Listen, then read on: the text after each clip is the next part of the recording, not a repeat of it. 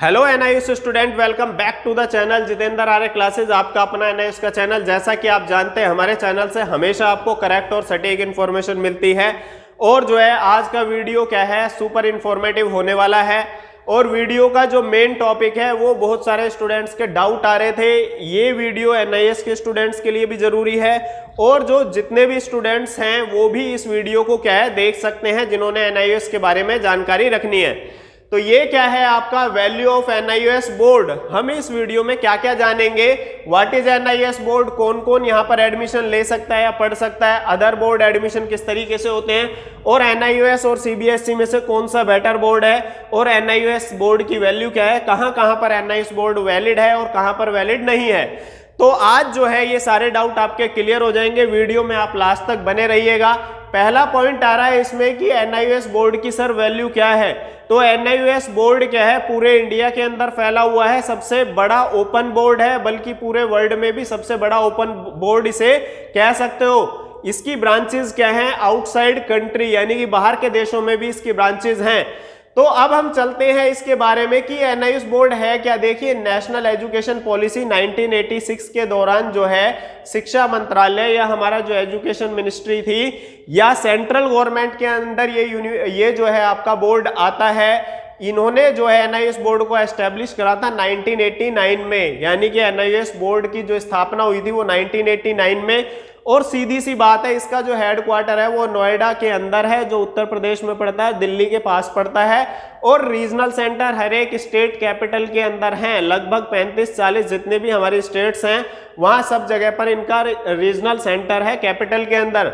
और study centre क्या है आपका, स्टडी सेंटर होते हैं जहां पर स्टूडेंट अपनी क्लास, बुक, एग्जाम और सारे कांटेक्ट कर सकता है। वो इतनी पास में हर एक डिस्ट्रिक्ट के अंदर लगभग पूरे इंडिया में 600 से ज्यादा जो है आपके क्या है इनके स्टडी सेंटर्स हैं, जहां पर बच्चे क्या करते हैं, स्टडी करते हैं और अपनी सारी चीजें जो हैं कांटेक्ट में रहते हैं एनआईएस के। तो आपको पता चल गया होगा इंडिया के हर एक डिस्ट्रिक्ट में फैला हुआ है। अब एनआईएस के अंदर बेसिकली कौन कौन एडमिशन ले सकते हैं या कौन कौन पढ़ सकते हैं। देखिए, ले तो एडमिशन सब सकते हैं, लेकिन इसमें नॉर्मली क्या होता है, इकोनॉमिकली वीकर सेक्शन यानी कि जिनके पास पैसे की तंगी होती है वो स्टूडेंट तो होते ही हैं। लेकिन ये नहीं है कि सारे स्टूडेंट ऐसे होते हैं, और भी स्टूडेंट होते हैं इसके अंदर। वर्किंग स्टूडेंट यानी कि जो जॉब पे जाते हैं, ओल्ड यानी कि जो पहले पढ़ाई छोड़ चुके हैं, दोबारा से अपनी पढ़ाई को पूरा करना चाहते हैं, अदर बोर्ड के स्टूडेंट, किसी भी रीजन से दूसरे स्टूडेंट में जो बच्चा अपनी एजुकेशन पूरी ना कर पाए वो एनआईएस के अंदर पूरा कर सकता है। इसका मतलब बहुत टफ बोर्ड है और इसके स्टूडेंट तो और भी ज्यादा टफ है, उनके लिए एक लाइक तो बनता है। अब क्या है इसमें एडमिशन के क्या तरीके हैं। सबसे पहले क्या है, आप जो है इसके अंदर अगर 8th 9th 10th में फेल हो तो 10th में एडमिशन ले सकते हो, और 11th 12th में फेल हो तो आप 12th में एडमिशन ले सकते हो। तो सीधी सी बात है कि आपके पास फ्लेक्सिबल बोर्ड है ये। इसके अंदर आप 2 बार एग्जाम दे सकते हो साल में, मार्च अप्रैल में और अक्टूबर नवंबर के अंदर। तो ये आपके जो है सेशन बनते हैं जिसमें आप एग्जाम आसानी से दे सकते हो एनआईएस बोर्ड के अंदर। अब क्या है, अदर बोर्ड, जो दूसरे बोर्ड के अंदर कोई भी बच्चे जैसे सीबीएसई के बच्चे या स्टेट बोर्ड के बच्चे फेल हो जाते हैं या कंपार्टमेंट आ जाती है, तो वो यहाँ पर उन्हीं सब्जेक्ट के एग्जाम देके पास हो जाते हैं। ऑन डिमांड एनी टाइम यानी कि ऑन डिमांड की फैसिलिटी भी है कि जब मर्जी आप चाहो एग्जाम दे सकते हो। इन 4 मंथ के अलावा, मार्च अप्रैल और अक्टूबर नवंबर, इनके अलावा आपके पास जो है 8 महीने और होते हैं, तो ऑन डिमांड में आप एग्जामिनेशन दे सकते हो।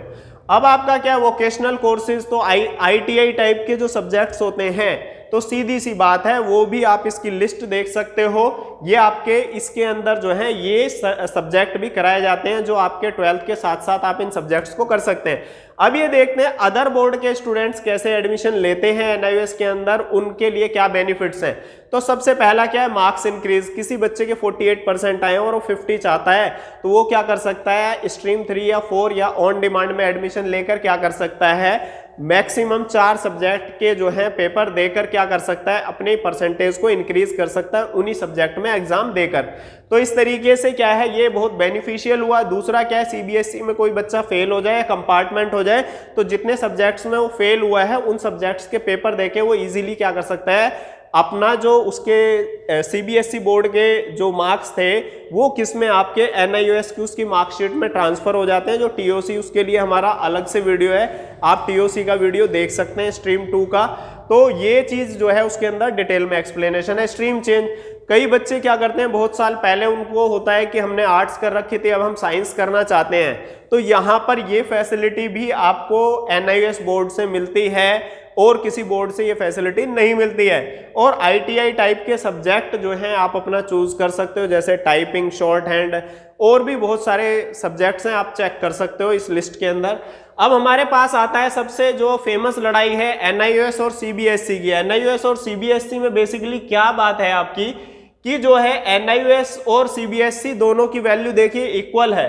दोनों में डिफरेंस क्या है देखिए, इसमें एनआईओएस बोर्ड में क्या होता है, एक तो स्टूडेंट स्टडी के साथ साथ वो अपने बहुत सारे काम कर सकता है, जैसे जॉब करना चाहता है जॉब कर सकता है, कॉम्पिटिटिव एग्जाम की तैयारी करना चाहता है नीट और जी वगैरह की, तो वो भी इजीली कर सकता है। और इंग्लिश और कंप्यूटर कोर्स अपनी पर्सनैलिटी डेवलपमेंट सही करने के लिए भी वो कर सकता है। तो इनके पास बहुत सारा टाइम होता है और इसका ये अच्छा यूज कर सकते हैं।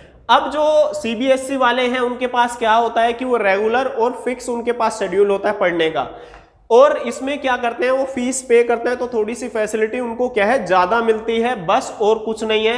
क्लास और कंपटीशन, क्लास में स्टूडेंट होते हैं तो उनमें कंपटीशन होता है पढ़ाई में, इसलिए ये ज्यादातर जो है कई बार बच्चों के मार्क्स जो हैं अच्छे आते हैं।